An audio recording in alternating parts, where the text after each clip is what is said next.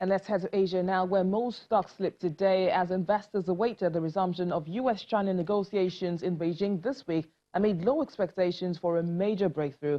Shares in mainland China were mixed on the day, with the Shanghai Composite slipping 0.12% to 2,941.01, while the Shenzhen Composite were fractionally higher at 1,574.95 each.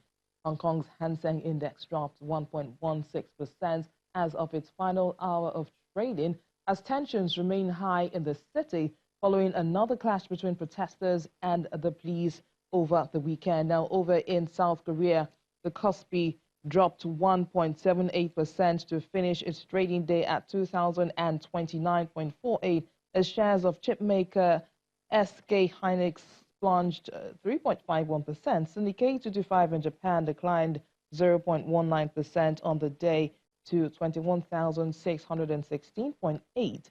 The TOPIX also closed 0.19%.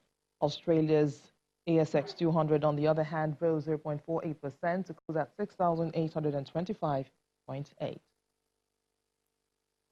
In the UK, the pound sterling continues to go under pressure following the government's announcement over the weekend that it was increasing efforts to prepare for a no-deal Brexit. Meanwhile, shares in the London Stock Exchange Group rose more than 10% earlier today, and that's after the British company announced that it was in discussions to buy Refinitiv Holdings in a deal worth $27 billion, including debt. And Juliana Olayinka joins us from our London studios for more on these stories. It's good to see you, Juliana. Good afternoon. Nice to see you. Now, let's begin our conversation with the no-deal Brexit, which has continued to hit the pounds. Update us on the currency markets as well as the equities.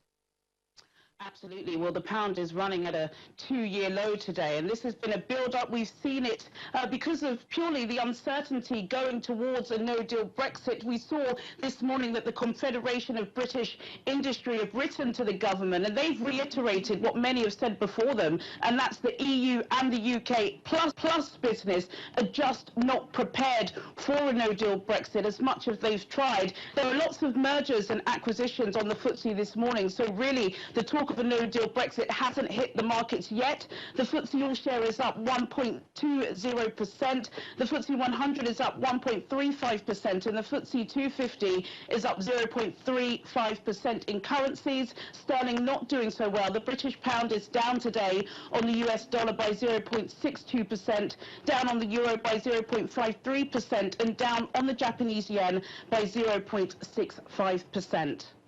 Juliana, the London Stock Exchange says it's in talks to buy financial data firm Refinitiv in a deal worth $27 billion, including debt. How is the LSE shares doing after this announcement?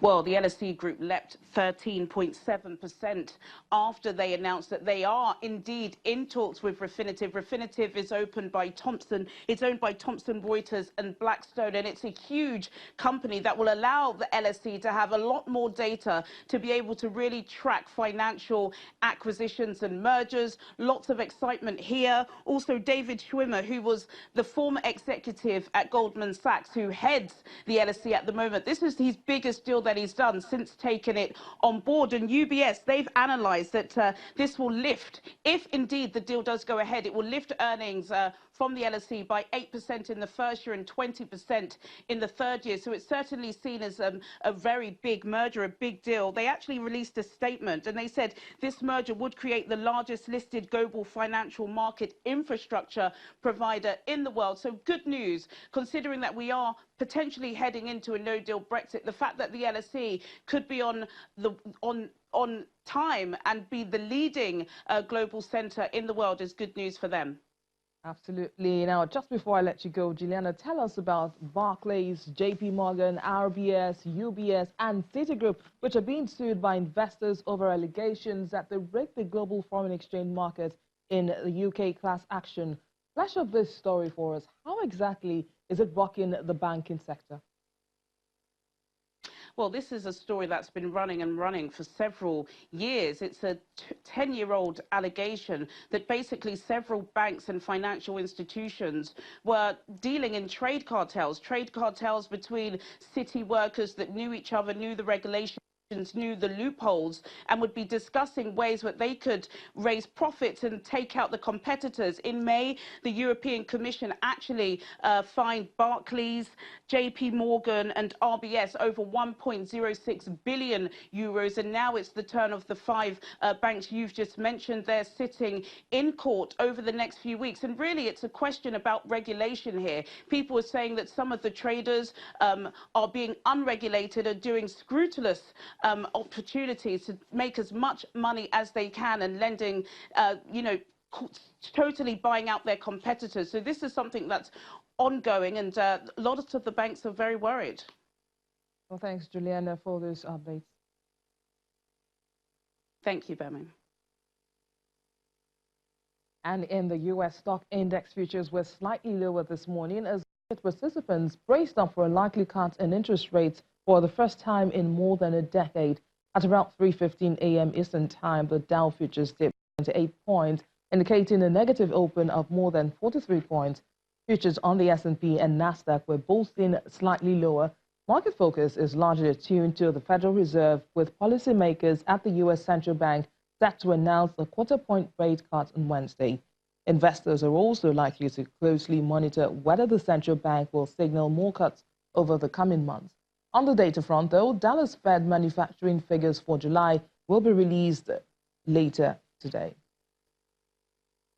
Well, let's take a breather from those numbers now. Saudi Arabia has announced plans to restrict foreigners from taking some jobs in the hospitality sector in order to allow its own citizens to take up these positions. This is part of efforts by the kingdom to reduce unemployment in the country. The decision, announced in a Labour Ministry statement, will apply to resorts, hotels rated 3 stars or higher, and hotel apartments rated 4 stars or higher. Positions that must be filled by Saudis range from front desk jobs to management, drivers, doormen and porters. Other jobs that will be restricted to nationals include restaurant host and health club supervisor. Saudi Arabia is tackling citizen unemployment, which hit a high of nearly 13% last year. Hospitality is the latest sector to face stricter policies, which call for replacing the foreigners who dominate many parts of the private sector, particularly blue-collar and service jobs. When we return in a moment, we'll be tracking today's performance at the Nigerian Stock Exchange so far. Please stay with us.